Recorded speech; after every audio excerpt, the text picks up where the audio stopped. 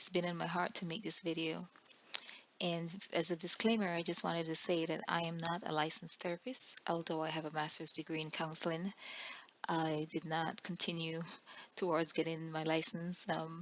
I stopped at the intern level only because I moved out of state. And so I'm not a licensed professional counselor, just to let you know. And if you decide to pursue long-term therapy, I would really recommend that. But for this video, I just wanted to share 10 steps towards healing, and hopefully something will touch you and maybe help you towards your journey towards healing from any sexual trauma or sexual abuse, if that has been your experience in the past. Or so 10 steps. Number one, writing a letter to the person who was the perpetrator. I am not suggesting that you present this letter to the person. All I'm saying is you writing a letter will help you to talk about your experience on paper and get out, the feelings of anger and bitterness and guilt and all those emotions that are, that comes from being sexually abused, to put that on paper and to help you. And don't filter anything. If you feel like cursing in your letter, this is for your eyes only, and you could tear it up or burn it or whatever afterwards, but this is just for you to get rid of those feelings that have been bottled up for so long. Excuse me if you see me looking down on the side. I wrote myself some notes, so I keep looking down um, to remind myself of what I need to talk about. So, like I'm saying, don't go saying that I told you to present this letter to the person, because I'm not saying that. Please, this is just for you, for your own for your own healing. So basically, you're focusing on yourself and the feelings that you're experiencing at the moment, or have been held on, that you've been holding on to for so long. Number two is writing a letter to yourself.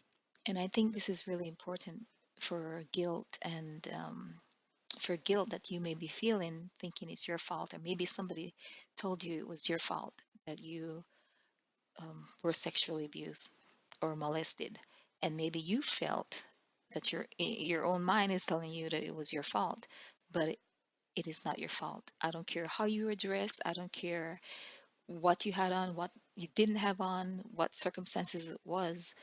It is not your fault. Okay. And um, to really forgive yourself and to tell yourself that you forgive yourself for having those beliefs that it was your fault, that belief that it was your fault, because it, it has nothing to do with you. So writing a letter to yourself is the second thing.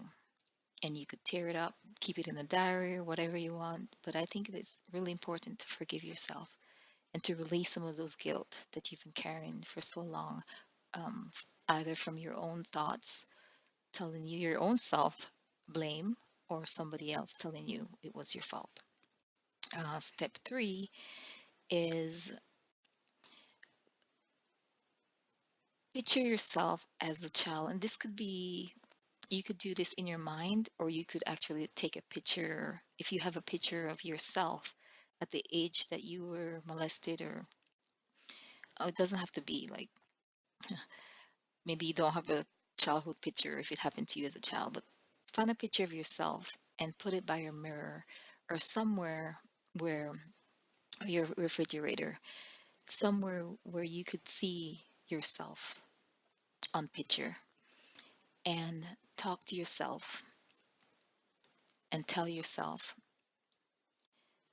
that you're there as your best friend, as you would a best friend.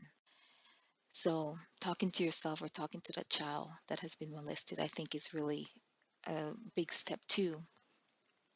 Or maybe you want to draw yourself as a child and talk to that person, that little inner child that has been molested or raped, or been through some sexual trauma, abuse, and talk to the inner child and tell them that you're safe now and that you're going to do everything in your power to keep them safe and to help them realize that it wasn't their fault and help them to move forward.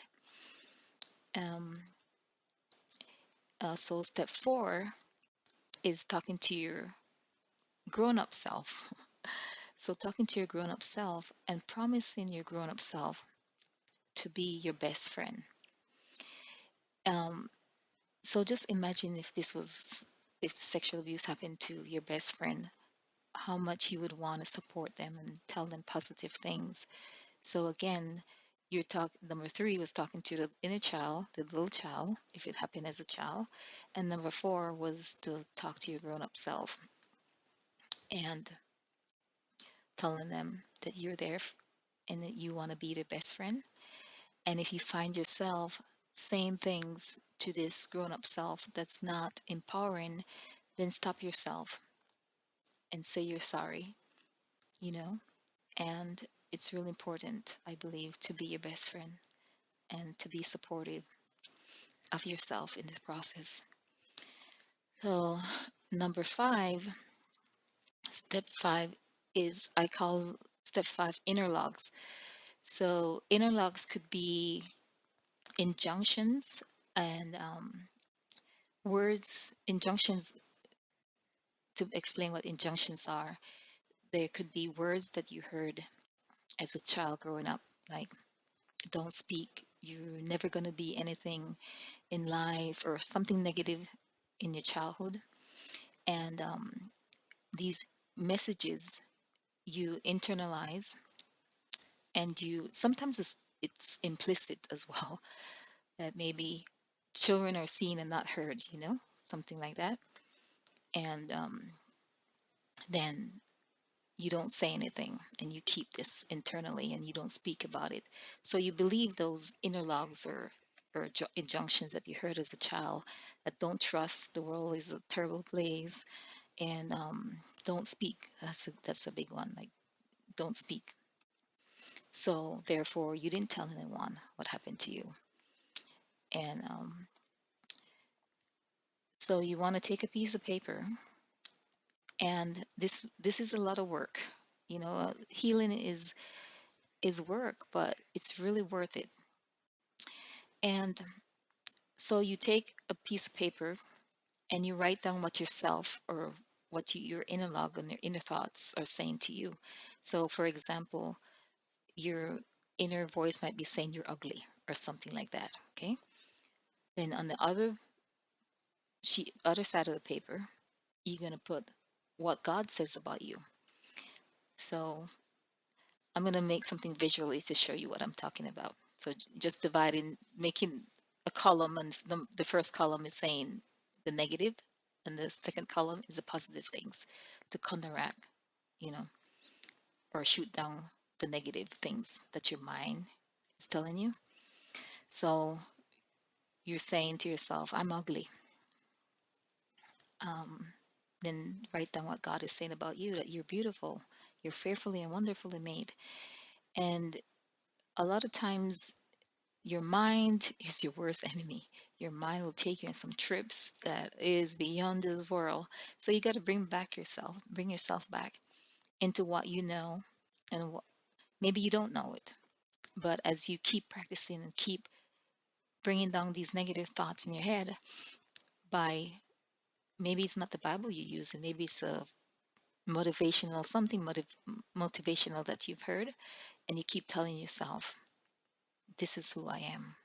This is what God says about me. So that's number five, listening to those inner logs and stopping yourself. When you hear, I'm ugly, this is your fault, stop yourself and write it down or speak it out loud. This is what God is saying, and this is the truth. So inner logs, a lot of lies, and shoot it down, or what do you call it? The conflict that's going inside you, you know, make it true. What is God saying? Okay. I hope this is making sense. So number six is keeping a journal. And this doesn't have to be every day, but It's kind of like having a friend to talk to every day. Keeping a journal and writing down your thoughts, and don't filter it. Again, don't filter what you're feeling in your journal, or if you choose to write a journal, or maybe you choose to talk to a friend, and just let this friend know that what you're going through and the steps that you're taking towards healing, and ask them if they could just listen and don't say anything. Don't give any advice to you, or don't say anything. Um, so if you don't want to write a journal, maybe find a friend that could be that kind of support for you. I think would be really, really helpful. So number 7 is connecting with nature. I think this is really important, to connect with nature. Maybe riding a bike, going to the beach, going for a nature walk, exercising, something that connect you to your oneness, and realizing this peace and inner this beauty that's all around you is really important. And if you want to take music, use headphones or whatever you need to do when you walk. That's really helpful too. Number 8 is finding uplifting music. Sometimes music could be a great source of healing, where you might not be able to express how you feel, but if you find a piece of music that could express that for you, that could be very helpful. So I have like 10 songs that I wanted to recommend, and that I listen to myself. So I have 10 pieces of music that you could find on YouTube for free, or if you want to buy them, you could. I'm not promoting this music. I'm not getting paid to promote the music, and I'm not telling you to go out and buy it, because you could get them free or listen to them for free on YouTube. So number 1 is by Rod Stewart. Rod Stewart, Fate of the Heart. Number 2 is by Celine Dion, Call the Man. Number 3, Angel Travis, Woman in Me. I was at Agape International Spiritual Center in California when she did this song, and oh man, oh, so beautiful. That was Angel Travis, Woman in Me. Number 4 is by Fate Rivera, Child of the Universe. Susan Boyle, Wings to Fly. Lion King, He Lives in You. Oh, if you get the one with find the Lion King song that has the lyrics and read it. Oh my God, so powerful. So that's Lion King, He Lives in You. James Fortune and Fire, I Believe. That's number 7. 8 is Olivia Newton-John, Let Go and Let God. Faith Rivera, God Is. DMX, The Prayer. I also like DMX song, Lord We Thank You. Um, let's see what else. Whitney Houston, I Look to You. It's another song that's really amazing, very powerful. So step 8 was finding uplifting music, and you'll see what I mean. Very powerful, very powerful. Number 9, step 9 is meditation. By meditation, I mean you could listen to music or doing meditation in total silence if you prefer, but finding a quiet place every day, or it doesn't have to be every day if you choose not to, but finding a quiet place where you could connect to your inner power and your inner guide is very important. To take that moment for yourself through a busy day and just reflect on your day. And oh, maybe reading could be another form of meditation for you if you don't want to do it in total silence. It could be reading, and I have a couple books that I wanted to recommend after I give step 10.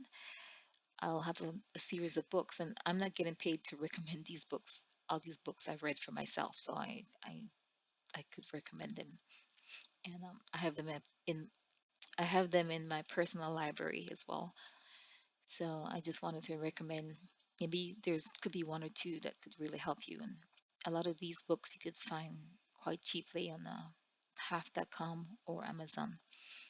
So step 10 would be setting goals for yourself for self-care.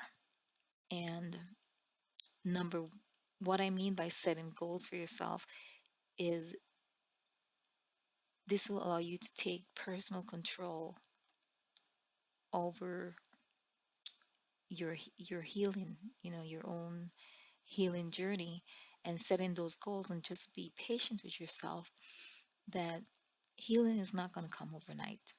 you know it's going to come through you deciding that you want to move forward, and not holding on to hatred and bitterness and unforgiveness. I read in the book once where unforgiveness is like holding on to a cactus. The cactus has a lot of prickles. So unforgiveness is like holding on to a cactus and throwing it, or attempting to throw it towards someone else. So you holding on to this prickly plant and trying to throw it to somebody else, you getting hurt in the process. So the healing is for you. It's for nobody else, but you taking control and saying no more. I'm not gonna, no longer gonna be a victim. I'm gonna move forward into what God has planned for me. I cannot undo what has been done, but I can move forward, and I'm going to take the steps towards healing. And God, the universe, whatever your higher power is, or um, will bring the people across your path to make that possible, so you can step into your greatness and what you've called here to do upon this earth, because you're still alive. And that's a blessing in itself. No matter what you've been through, you're still alive. So number 10 is self-care and setting goals for yourself. So the first goal that you could set for yourself is practicing to say no. And this might sound stupid, but say say no. Let's say you made a promise, or you told somebody that you're gonna go with them to dinner, and you could call them up and just cancel. Or that's might be something silly, but maybe you have never practiced how to say no. It's always been yes, yes, yes, and pleasing, trying to please people. But that could be a tiny step for you to say no. Maybe somebody called you up and want you to buy something, and you made a decision to buy it, and but in your heart you knew you didn't want it, and just call them back and say, hey, I thought about it, and no, I don't want it. um, Communication goals. So set a goal, um, as far as for communication, to stand up for yourself in areas where you've never done that before. So communication goals could be, maybe you're shy, to talk in front of a group or something. So your communication goal could be you just introducing yourself to somebody totally unknown to you, maybe at church or school or wherever. So that could be a step towards overcoming being shy and holding on and not expressing yourself.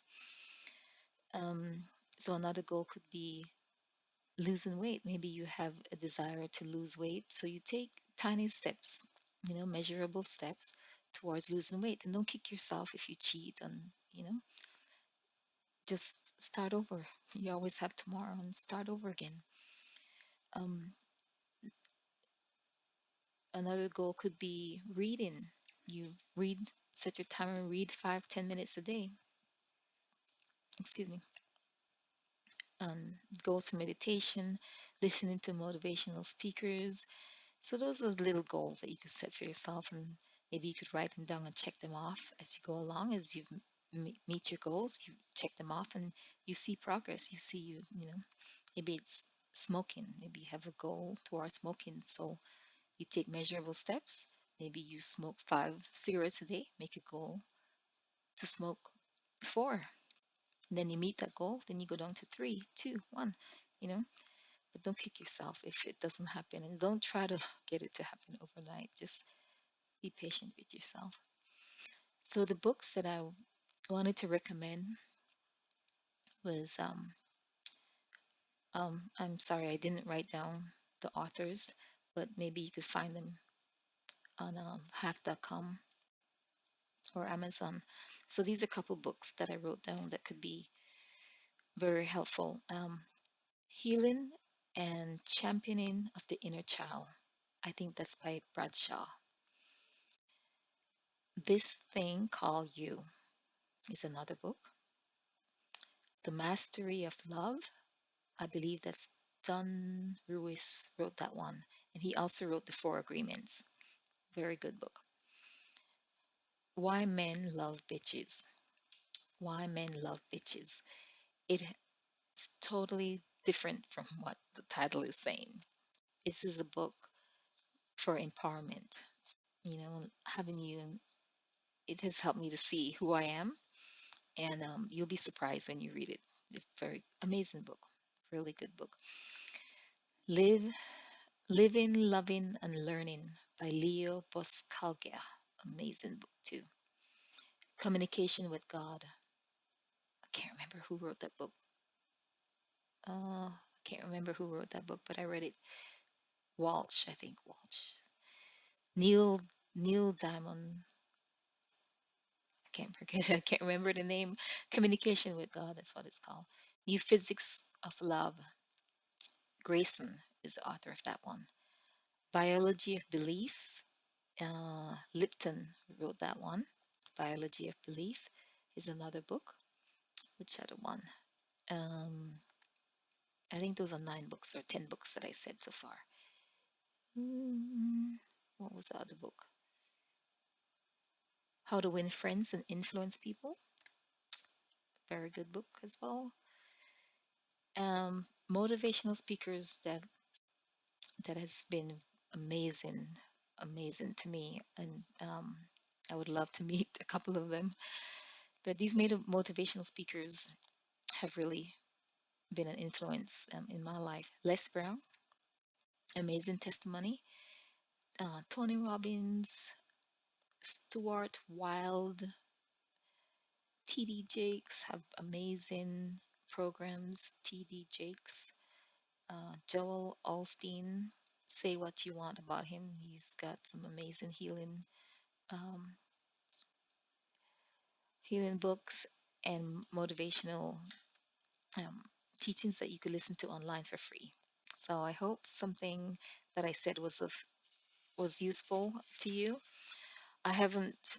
I'm not gonna like, filter this video or anything. I just wanted to put it out there um, and help you. And hopefully, there's something that I said that can help you towards your process in towards a journey of healing and overcoming the abuse that you've been through.